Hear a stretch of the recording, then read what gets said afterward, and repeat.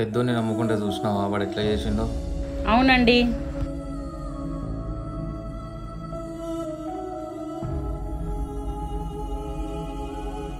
ఇదేంటి, మా అమ్మ నాన్న ఇక్కడున్నారు?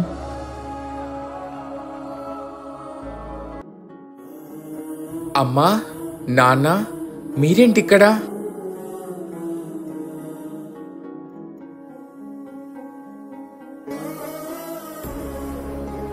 అమ్మా మీరేంటి ఇక్కడ? నాన్న మీరేంటి ఇక్కడ? అసలు నాకేం అర్థం కావట్లేదు. నీ విషయంలో అర్థం చేసుకోకుండా మేము ఇక్కడికి వచ్చి పడ్డాంరా. ఇదంతా మా కర్మ నాన్న.